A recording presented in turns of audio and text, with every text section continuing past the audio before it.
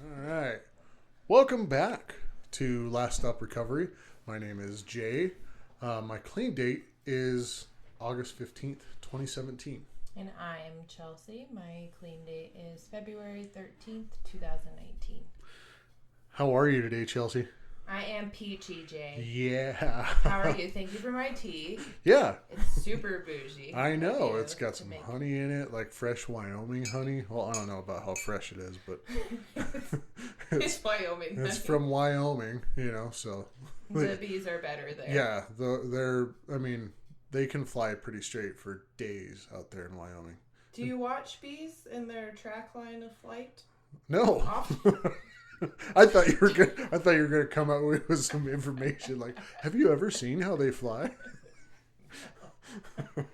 I don't know much information about bees. I know they're very Yeah. important. I know they're very important, and like for whatever reason, there was a couple of years there where it was like, oh, all the bees are dying, and it's like I haven't really heard much about that lately, but I guess they're becoming okay again. Bee positive. Be positive. Yes, be positive. Bees are really important. Yeah. So So we've got this place is mudded. I know. It's got walls. Yeah. Should I pick up the camera and spin it around? Because I can. I mean, if you want to, I don't think that's I don't know. Believe us. It's got Put it on walls. TikTok. Yeah. If you saw our TikTok last night, karate chopping action. We had a lot of ideas last night because Jay is not up late typically. I'm up No. late all the time. Yeah. And when he's up late, he starts thinking of ideas. Yeah.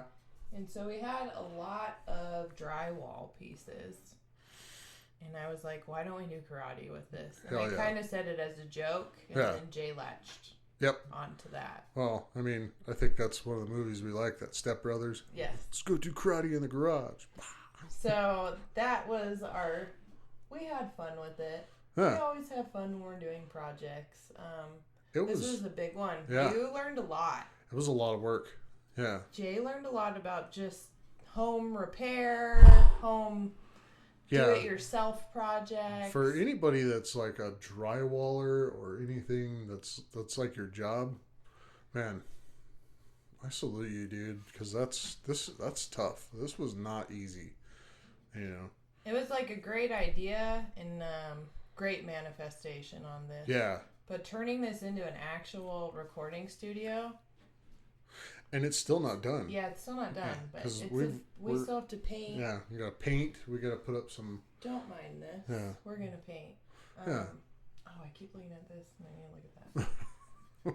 I'm still adjusting to all Yeah. these cameras and lights. We're- So it's been a big project, but I Yeah. think we've come a long way for We have. a shed in a backyard. It really does. It doesn't feel like a shed anymore. It feels almost like a home. It's like a tiny home. It's a tiny home. It's where Jay will go when Huh. he is in the doghouse. We did happen to talk about some stuff yesterday because I mean we were all together, everybody for like 15 hours or something. Like, We've had a lot of weekends Yeah. like that as of late. yeah. But I mean, one of the things that we started talking about is kind of the I guess the opportunities that we've had in sobriety, and like how, like, you've been sober for 5 years now. Like, how do you think life would be if you had not gotten sober 5 years ago? If I didn't die. If you didn't die. If I didn't die. I'd be divorced for sure. Right. I probably would have lost custody of my kids because it'd be very easy to prove that I was an unfit mom Yeah. back then Yeah. and could not take care of myself nor could take care of two special needs kids. Yeah. There probably would have been some rehab stints for sure. If I lost custody of my kids, I have so many mixed feelings. Not mixed feelings. I feel so bad for people that have lost custody of their kids Yeah. because of addiction. It's because tough. there's a lot of guilt of like why that didn't happen to me, why that wasn't a part of my story, because I was Yeah. the worst type of drunk. So if I would have lost custody, I know myself well enough that I would have gone to rehab Yeah. to try to plead my case. Try and get them back. And it probably just would have been that AA would have been a fucking swinging door Yeah. for me, of like me just trying to prove that I'm a fit mom Yeah. over and over and over, but not really working a program, because what I learned from my relapses is until I started doing this program for me, it was never going to fucking work. Right. So I tried to do it for my kids every single time Yeah. to just be a better mom. It only works when you do it for you. Yeah. I mean, it turns into a we thing, a we program or whatever, but it's like you have to do it for yourself. You do. Yeah. And you have to, that's the only thing you have to learn to be selfish about. That Right. if it comes between you and your recovery, it ain't worth it. Yeah. And also, it can't stay. Yeah. If something is coming between you and your recovery, it can no longer be in your life. That's a good point. So, I had I not gotten sober 5 years ago, all that would mean is that I had not reached the point that I was sick and tired of my own shit. Yeah. Because the only reason this stuck this time is because I was chronically fucking sick of my own shit. Yeah. So I was sick of every excuse I could come up with to get sober or not get sober. Right. I was sick of feeling awful all the time. My body was doing things that Google said were very bad. Yeah. And doctors backed up those claims. Yeah. But I was so miserable inside of my head that I was willing, if I wasn't going to die, I was willing to do anything to just not be that miserable. Yeah. I was sick and tired of being sick and tired. Oh, yeah. Yeah. But I was sick and tired of being sick and tired 10 years probably before I went to my first AA meeting at 20. Yeah. And it resonated with me then. Of like, these people are dropping some real hard truth bombs. But they're stupid. But, like, I don't have a problem. Yeah. I'm not even old yet, so I, can't even drink legally. Yeah. Yet, so it can't be a problem. you can't have a problem if you can't legally do it. Yeah. I know dying would have been, I think we've said it before on the show, is dying would have been easy. That would have just been finally done, But I was kind of getting to the point where, like, I was going to not have a place to live anymore. Yeah. So, I mean, I know we've talked about our homeless population here and everywhere, and I probably would have just joined them, Sorry, I shouldn't laugh. No, I mean, I was so angry and resentful at everybody for, being mad at me for how I drank and the way I was. And it's like, that I did a lot of things while I was drinking that I am not okay with, and I never was, but for whatever reason, I was just like, you know what, this is fine, because it's giving me the ability to drink, and it's just like, hey. I loved, it got to the point that I loved when everyone was mad at me, because then no one would talk to me. Yeah. And I didn't want anybody. And you didn't have I didn't to want anyone to talk to me. I didn't want to justify my drinking. I didn't want to come up with lies about my using. And my lies were getting worse. Also, as a drunk, you can't remember shit. So your short-term memory is so bad. So lying upon lies and lying about anything the lies. that they'd be like, oh yeah, but you said this the other day, I'd be like, what? And no, I didn't. I don't remember that. And then I'd be like, I don't even remember an hour ago. So, there was one of the biggest things coming into the rooms. Not only was my body doing things I was uncomfortable with, but I thought I had wet brain. Yeah. Because I couldn't think correctly, and I couldn't remember anything. And I was like, I have fucked up my mind. And I didn't realize, like, thank God that wasn't the case. But I was like, it had made me question. I'm like, I don't think wet brain people are slow inside their head. Yeah. It's getting the thoughts out that's the issue.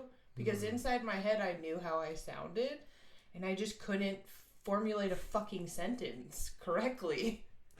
And yeah, it was like it was just a really scary time. I would have had a not homeless situation because my parents would never allow that, but yeah, I would not be living in my house because I'd be divorced and I'd probably be in a sad little apartment, just hating my life. Yeah, and hiding bottles. The weird thing about addiction is Gabe was out of town a lot. He worked out of town a lot. And like I was a bottle hider. And even when he was going to be gone for 2 solid weeks, yeah, I still hid bottles like from me. Like I would hide them. Yeah. Isn't that crazy? And I'm like, no one's going to catch you, girl. Like, so I feel like I would still do that. Yeah. I'd also be looking out the windows because I don't know. It's like hopefully nobody comes over or surprises me with a visit. Hopefully the cops don't come or like the SWAT team or like my mom. Yeah. Or friend and whatever. I wouldn't have any of those. Yeah. Definitely not. No. Like if I continued drinking. I know towards the end my friends were getting pretty sick of me, you know. The friends that I was around at the end drank like I did. And so we were not good company for each other. No. And it was also getting to the point in my drinking that I needed more than booze. Yeah.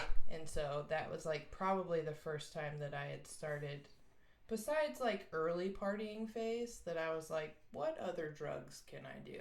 Right. And that was definitely a scarier. So I'm going to need all the booze that I'm taking, and I'm going to be purchasing something stronger than weed. Well, like I know we talked about like it was hard to find. It was hard to get a hold of alcohol when I was in high school for whatever reason. I mean, every once in a while here, you know, you could shoulder tap somebody like, "Hey man, here's hey mister," you know. But it was really hard to get a hold of. But when I started my abusive career in, you know, with drugs or alcohol or whatever, it started with drugs. You know, I was you talked about it. Meth was really easy to get a hold of. Like, that's wild to me. That it's like beer was hard to get a hold of, but right. I mean, you know, what kind of it's kind of a backwards thing to say. Like, it was really hard to get alcohol, but meth was really easy to find. Yeah. So like, I had gotten in a lot of trouble from that, and I had to go live. So you got in trouble for meth? Oh yeah. But it wasn't like I didn't go to rehab. Like my parents. Your parents caught you? Yeah, my parents caught me. That must have been wild. Oh yeah, it was wild. Like me and a buddy were living out in Phoenix, supposedly going to college. I think I went to one class, and yeah, we were going to fucking college, and we had kind of this like little dry spell because we were from here. Yeah. And it was like, you know, we moved to this other place, and it's like now we gotta find dope dealers out there, you know. So it was like hard for a couple weeks, and it was like you were like 18 and you had a meth dealer? Yeah. So like we came back here and bought some because we were going to sell it, and then we got back and we were like, well, why don't we cut it in half? That way we have some. And we just ended up doing a bunch of it, and we were awake for like 2 or 3 weeks or something like that. And I had like I thought I saw scorpions crawling under my skin. So me and my friend drove to the hospital, and we were like, there's scorpions under our skin and they've taken over our apartment and all this stuff. And the doctor was like, how long have you been awake? And like, you know, yeah. So like, dude, they sent us home on a bus, and like somehow in all of that, I had called my dad and was like, our apartment's overflowing with scorpions. Like, I don't know what to do. Like, we need my dad was like, well, do you need like pest control or something? That was such a confusing call. Yeah, it was so wild. Like, even when I think about it now, I'm like, I I can't even fucking believe that was me. But, you know, after all of that, they sent us home on a bus. And then... Like a Greyhound? No, like a city bus. Like, we went... like to get to your car. I was like, they just sent you back to New Mexico? Like, Phoenix is really big. So it's like technically a bunch of smaller towns. And then it becomes Phoenix. Tucson, Gilbert. Yeah. So we were in Avondale. And we went to like... we went almost to like Scottsdale. Okay. To a hospital there. Somehow, some way. And it was like, you know... All of a sudden, the bus drops us off. We get back to our apartment and sleep for, I don't know how many hours or whatever. Finally get some sleep. And then I wake up to my dad pounding on the door. And it's like, he's like, what the hell is going on? Where's your truck? Where's this? Where's that? And it's like, they brought me back home. They sent me to live with my grandma who lives in middle of fucking nowhere. I built a fence, or she has like 50 or 60 acres. I built a fence and just dried out. And then for a while I was doing pretty good. You know, I was doing okay. Got a job, all this other stuff. Yeah. But I think around 19, 20, I started drinking again, like drinking very heavily. Because it was socially acceptable. Yeah, that was okay. Yeah. You know. And now I'm back in New Mexico, I'm working oil field stuff, so it's easier to go hang out with somebody. They have beer, they don't mind buying you beer, we give them money, whatever. And it's like, the drinking age used to be 18 when I was a kid, like, why isn't it like... Well, I wasn't drinking like them. I was like right then and there I was blacking out all the time. And then I turned 21 in 2008, in July 2008, and then November of 2008, I got arrested for my first DUI. Alcohol offense? Yeah, my first alcohol offense. And that was whenever I went to the rooms. And I was like, these people are full of shit. I don't have a problem. And it's like, I didn't even realize it until now. It's like, I have been an addict since I was 16 years old, Yeah, I've said it before. I think I was born an addict. Some of my earliest memories, now that I have so much recovery knowledge, I'm like, I was acting like an addict at 5. And I viewed relationships in a very addictive way. Right. I viewed attention in a very addictive way. Yeah. And trying to manipulate situations so I would get attention, even if it was negative attention. Right. And I was doing that as a kid. So I think I was born an addict. I think that I have the ick in me. I was born with the ick. And it's so weird for me because I watch my own kids heavily. I watch my kids heavily for the signs and symptoms. Yeah. And it's such a shitty thing to do when you're an addict because you're just so terrified of please don't go down the road I did. Yeah, please, don't do that. Please don't. But I think the kids growing up, Kai and Bubba have been to meetings since they're 5 and 7. Right. They've been to so many AA functions and been around other kids that their parents are in the rooms. And I think it's knowledge that later on, if it becomes an issue, they'll know where to go. Yeah.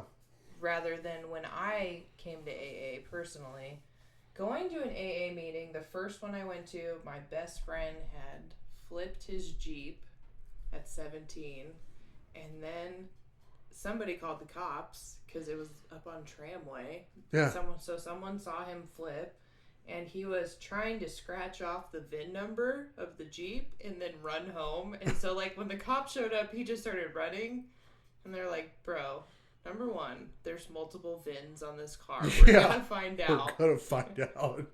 So he had to go to AA, and then of course, you don't want to go alone to AA. Yeah. And so I went with him, and we had this ritual of going to meetings and then going and getting hammered. And the longer he went, he started to do this thing where we would go pick up booze because we'd have to ask someone. And a lot of our friends had fake IDs at that point. We had McLovin IDs. McLovin! So, we would get booze and he would pause. Like, we would pour shots. Yeah.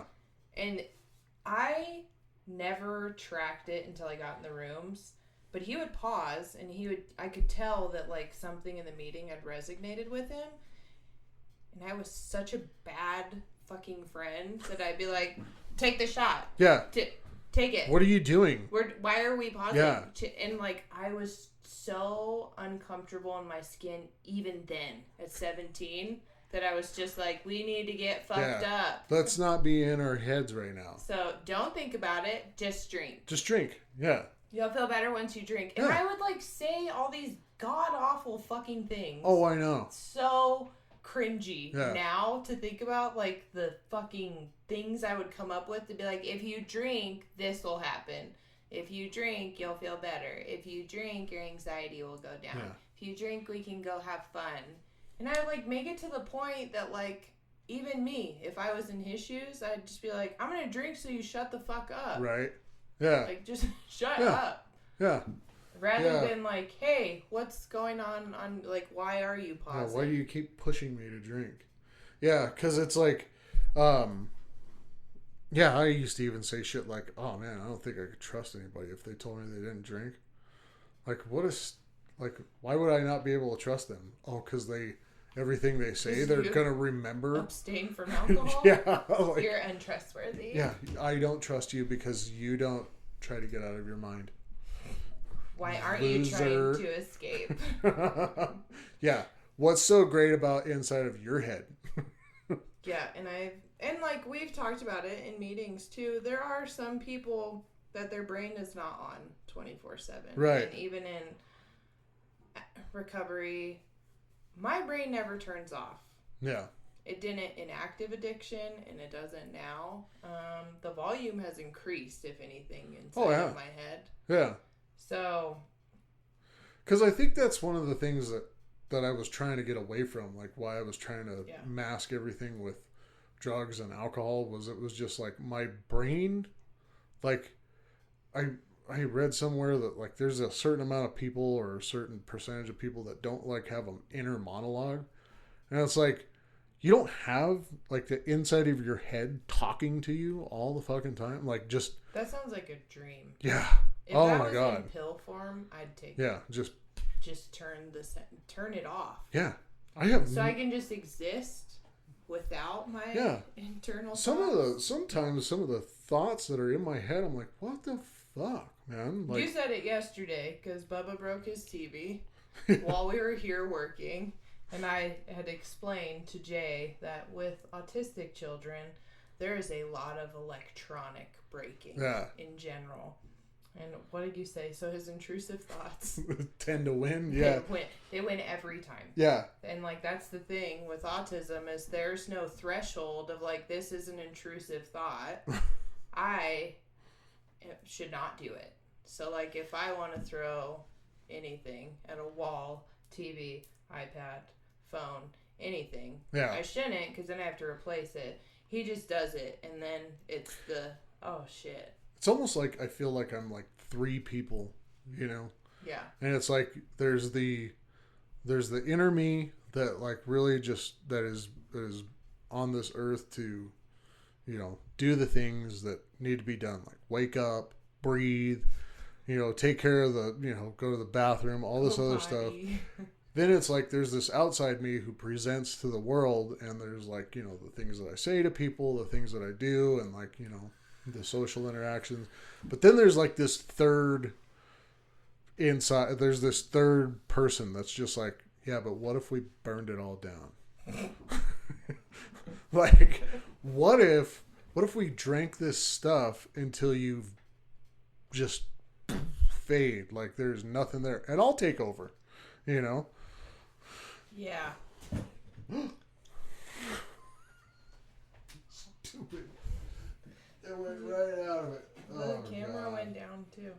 Oh god. Hold on. I'll edit all this out. sitting down.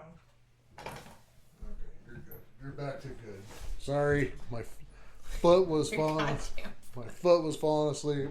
But yeah, like I don't know. I don't know if the 3 people thing, makes any sense or whatever. I view it as like there's my third person is like there's me that I present to the world, and then there's the third person is the person I actually want to be. Yeah. That I'm like trying really hard to be, but it's also riddled with like my anxiety and self-doubt. Yeah. It's like there's the just get it done person, the person you are, and the one that you really want to be, but that one's like it's so blinded by the one that's just like burn it down. Yeah. And when I get upset and overwhelmed, I do want to burn it all down. Yes. So, but it's so crazy to me that like the things that I just want to burn it down over or just like wreck my life over are so small. So small, Yeah. Like the truck yesterday. When you couldn't get the thing off. Yeah. Jay was fixing a truck yesterday. As if we didn't have enough going on yesterday. Yeah. Well, he decided that I was trying to fix it Friday because I wanted to have all day yesterday to do this. And it was just like one thing after another. One thing after another. It's like, so in my head, and that's where it all goes off the rails, where I'm like, I know when I got here, you were hot. I could tell. And I was like, okay, so we need to talk. Well, and I was hot, and it's like, I need to just step back. And like, I tell myself that whenever I'm working on stuff all the time, like, step away. Yeah. Like, back off, It's not that serious. It's really not. It's not that fucking serious. But it's like, I had started on it last night or the night before, and I was getting heated. And it was like, you know what? I'm going to take a step back. Like, I finally thought in my head, I'm going to take a step back. Yeah.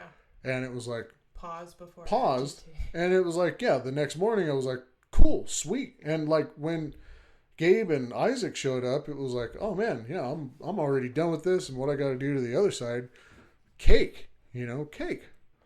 But then it was like, what was supposed to be cake ended up becoming another problem because it's just, this truck is from up north. It's an older truck.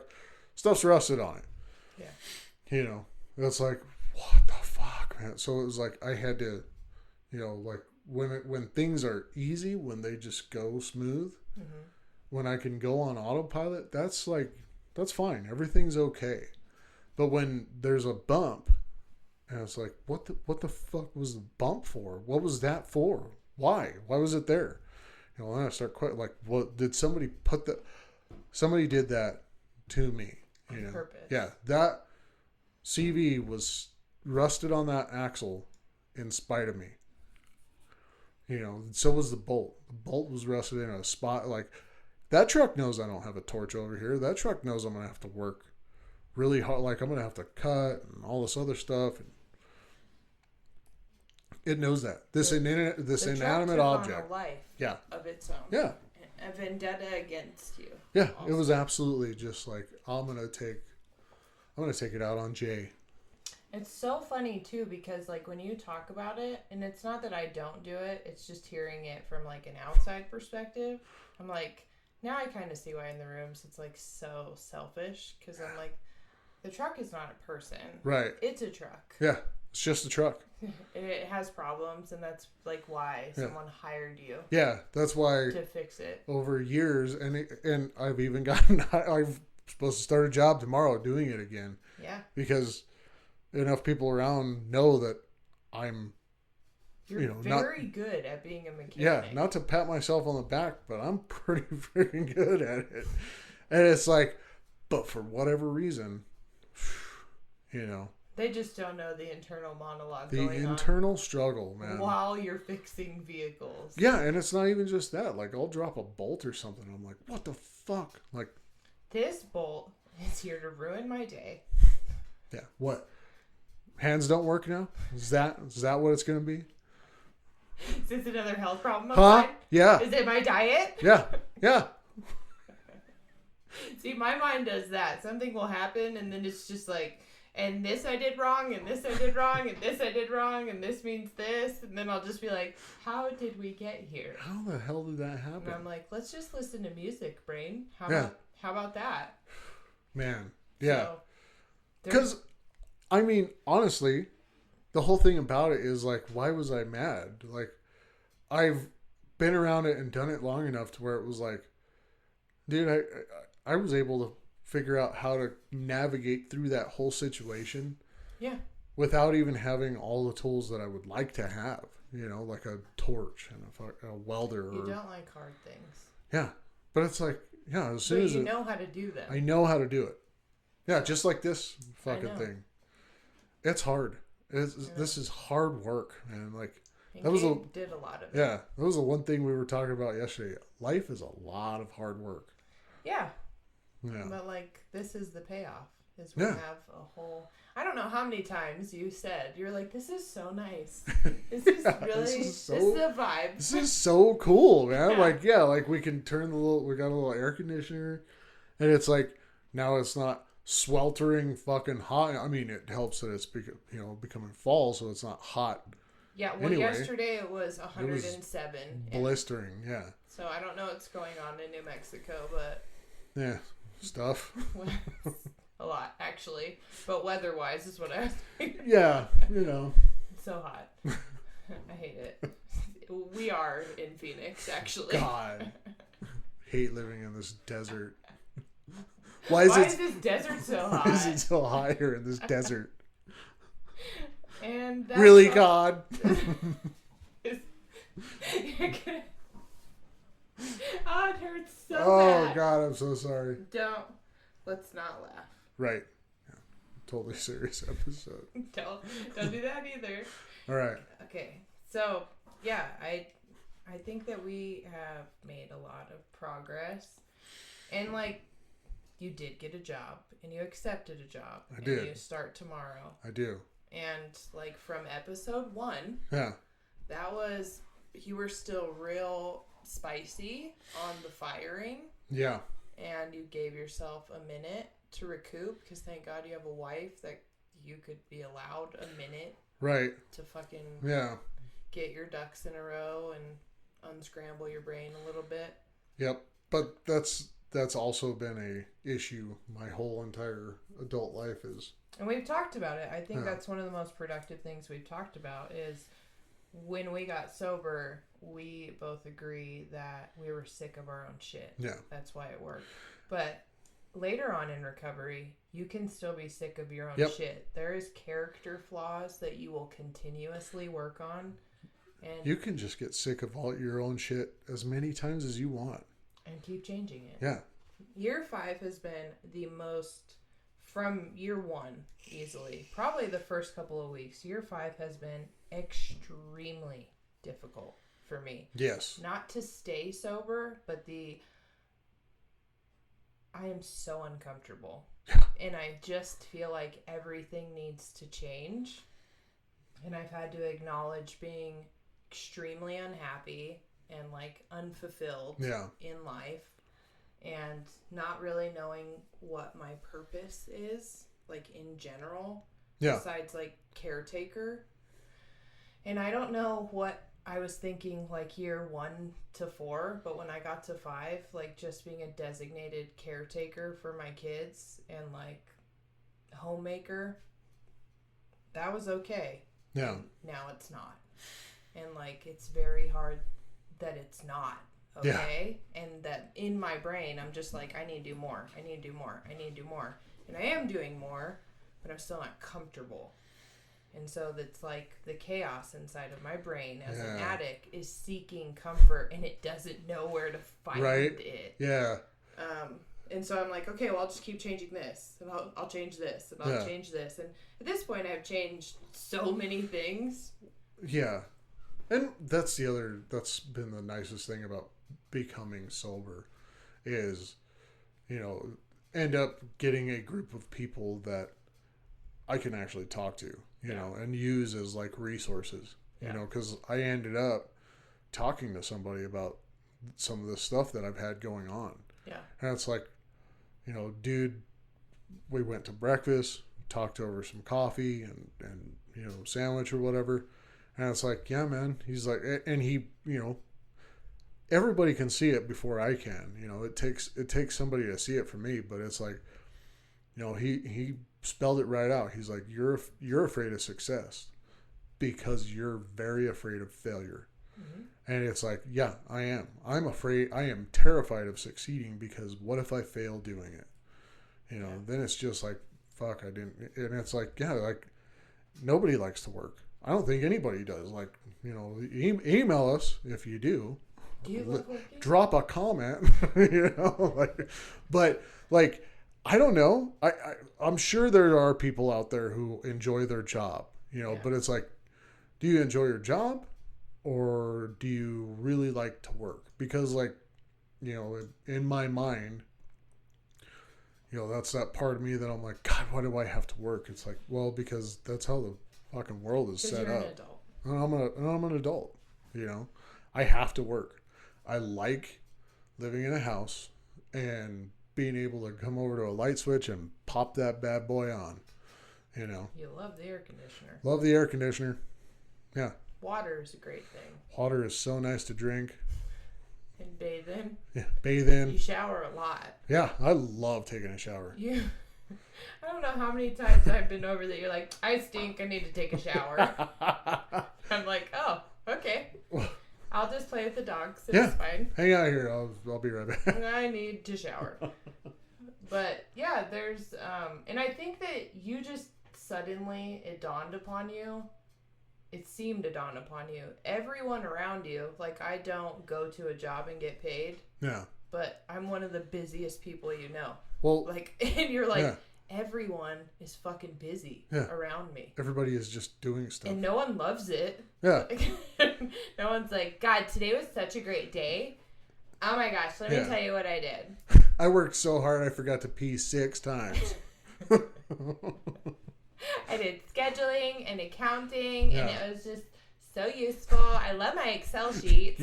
You're always coming over like, I fed Bob's like 6 cans of macaroni and cheese, and then he didn't like that, so I had chicken fingers for him, and then his TV broke, and I'm like, oh my God.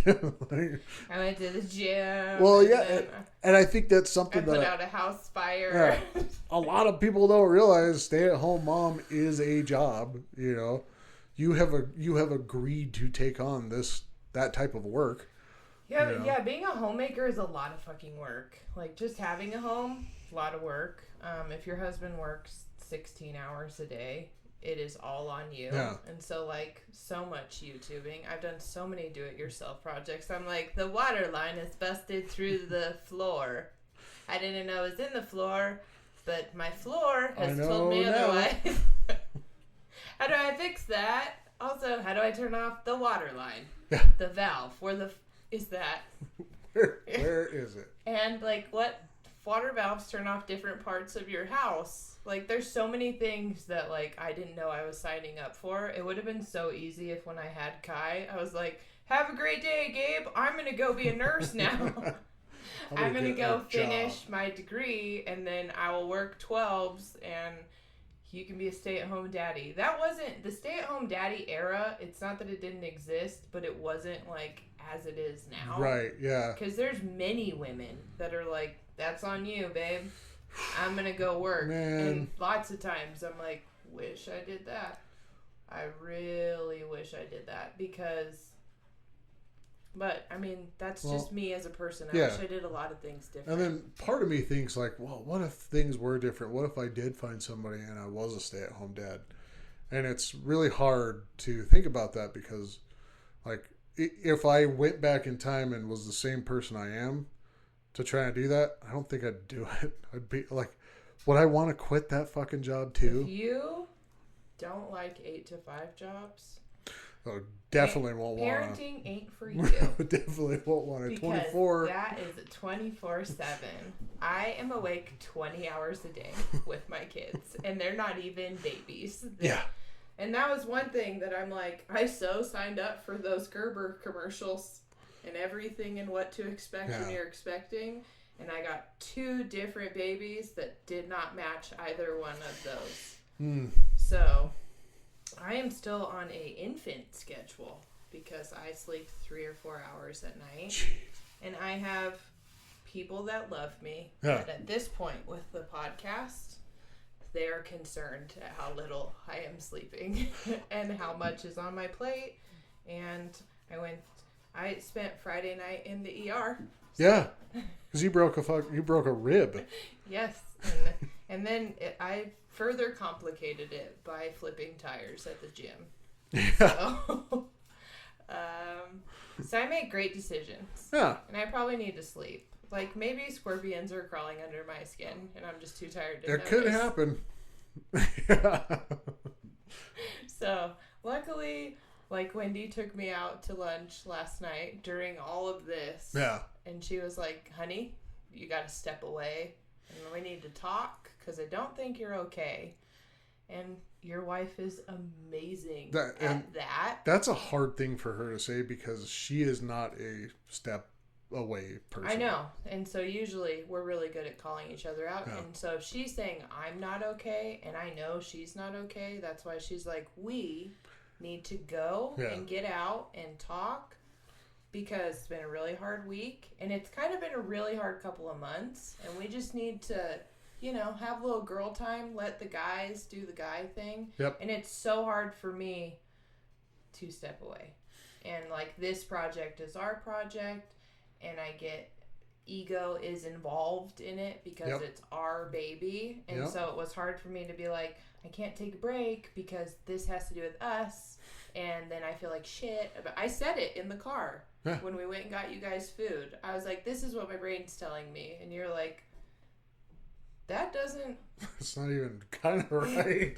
That's not even like, no one thinks that. Yeah. And I'm like, that's why I'm voicing that my brain's telling me this. And I know it's not true. But like, those are the thoughts going on in my brain and they're really loud. Well, and it's good to get that stuff out, you know.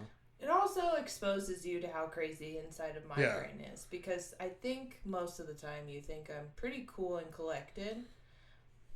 But I am like a duck. So Do you ever think I'm cool and collected? Not usually, no. Because I can read your energy. I'm really good at reading the energy of what's going on. I just don't think anyone knows how hard my little feet are paddling underneath me. I'm just trying to stay alive, but I want to keep you alive and them alive and like probably the dogs next door. See, I'm like a duck too.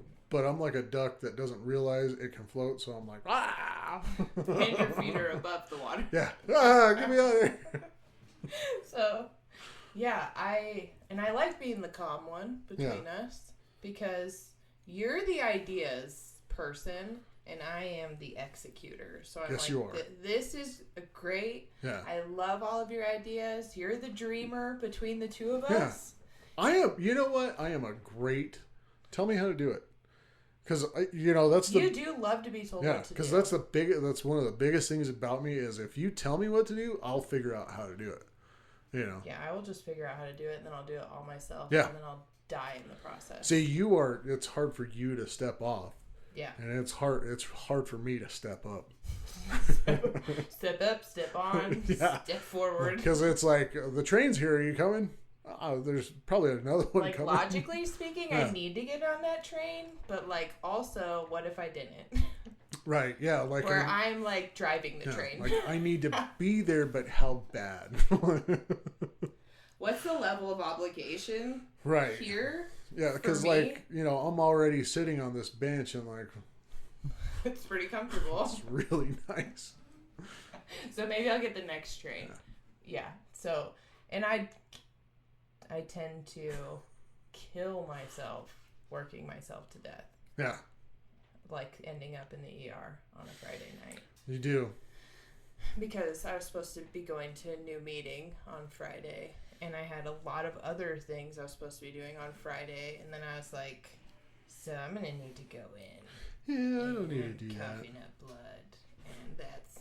I can't see very well. My vision's kind of fucked.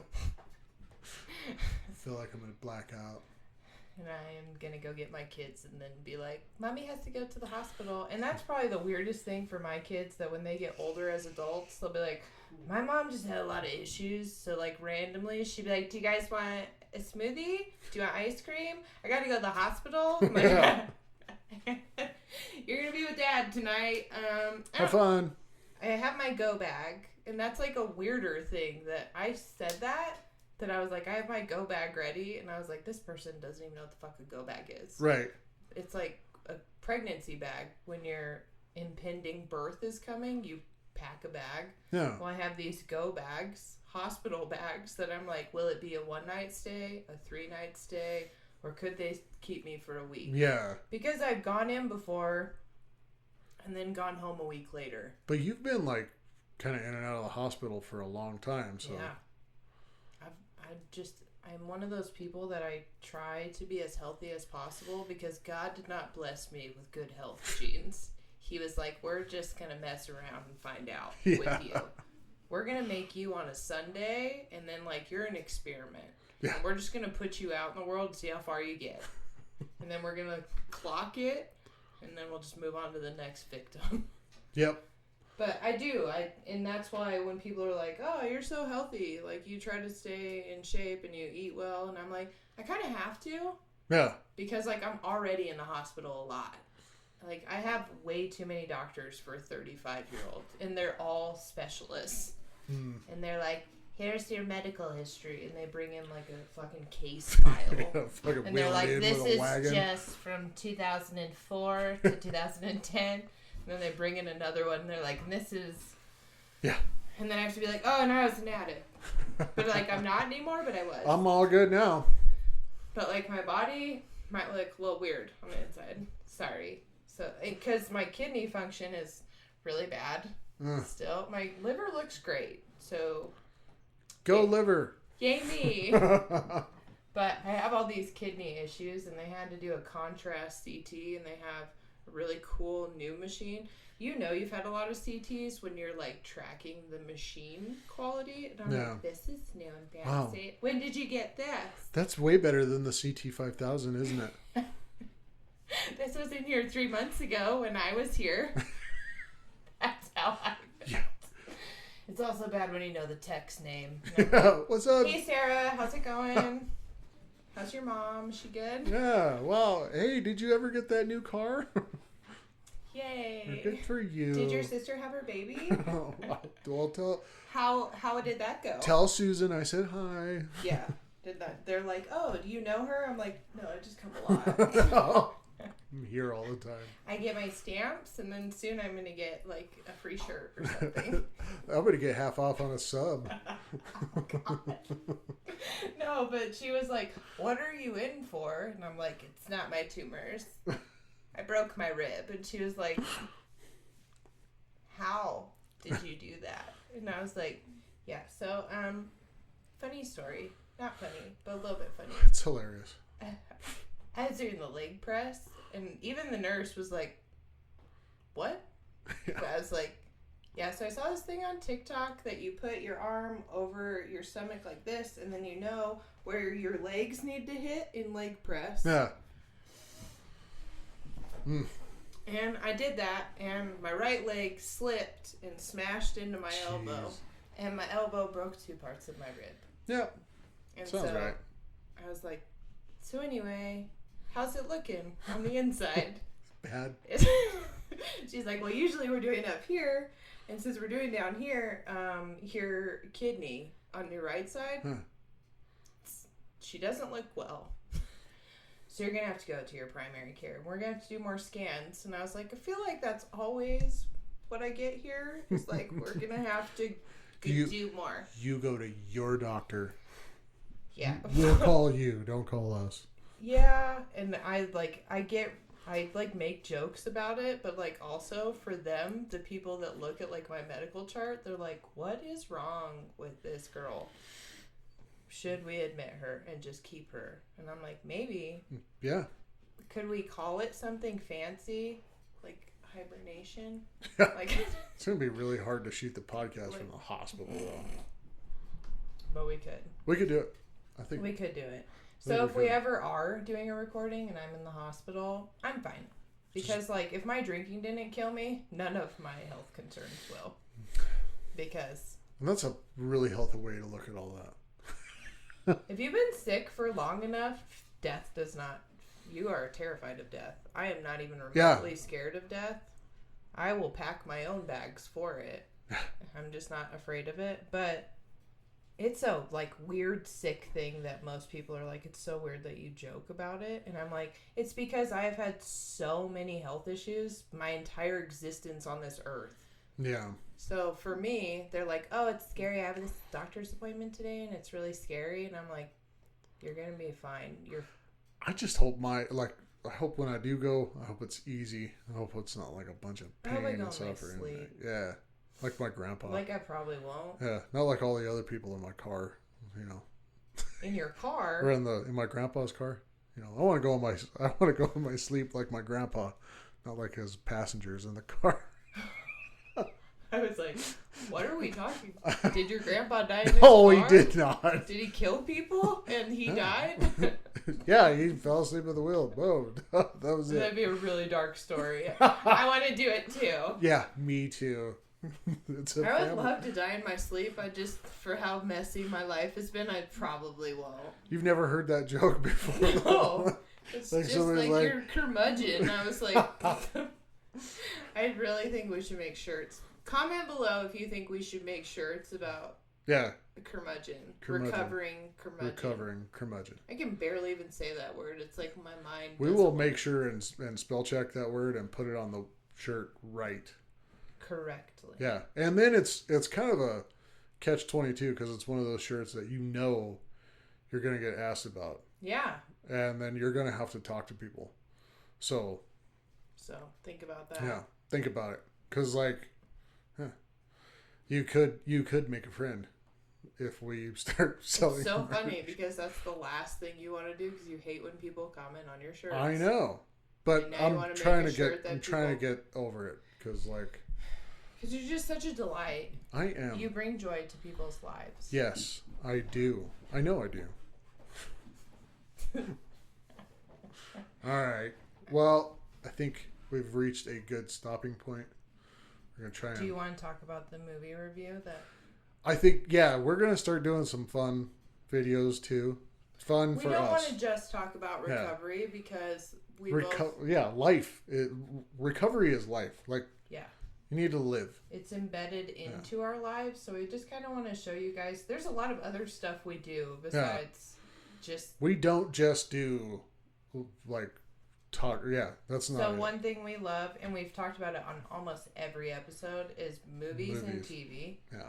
So we have this idea that we're going to start reviewing like a series that's really popular or a movie that's come out. Yep. We're not critics, and we're not claiming to be. We're just going to say our opinion. Yeah. And if it ties into recovery, great. If it doesn't, that's just our opinion. We'll tag it up. That way you guys can watch it too. Yeah. So if you guys have any ideas of what you want us to watch or maybe something you've liked that you want us to watch, comment. Yeah. Let us know. I don't care what it is. Trash TV. Yeah, whatever. Jay is watching, I think our first review. The real lives of Mormon wives. Yeah, this was Jay's idea. I swear. God awful people. Oh my God. He's watched almost every episode. No, it's a tough one for me to get through because these people are terrible. We're going to talk about it because he has promoted it so well. I've got notes. Okay. Yeah. So I'm gonna start writing shit down about it, and we're gonna. We're gonna review that show. Okay. Break it the fuck down. So that's the first thing we're gonna do. This Mormon Wives show. Mormon Wives, whatever the hell the name of it is. It should just be called Pretty White Trash. Fancy white trash. Fancy white trash. Yeah. 6-figure white trash. Yeah. Or something. House without wheels. Spectacular. Give me 14 of them right now. Really? Mm-hmm. Do you know what's in here? Thank you so much for tuning in. I hope you like the progress we've made. Yeah. Maybe there will be paint on that wall next time. Yeah. We're going to keep improving this little space. Every week we're very happy with the results. Our studio will keep improving, much like our sobriety and much like your sobriety should improve if you're sober. If you're not sober, stick around. Yeah. Ask us questions. Yeah. We want this channel to be for everybody. Yeah. Yeah. So comment, like, subscribe, follow us on TikTok, Last Stop Recovery. Email us, laststoprecoverypodcast@gmail.com. And follow us on Instagram. Did I say that? Yeah. Last Stop Recovery. Yeah. So I hope you have a great day. Thanks for tuning in. Love you.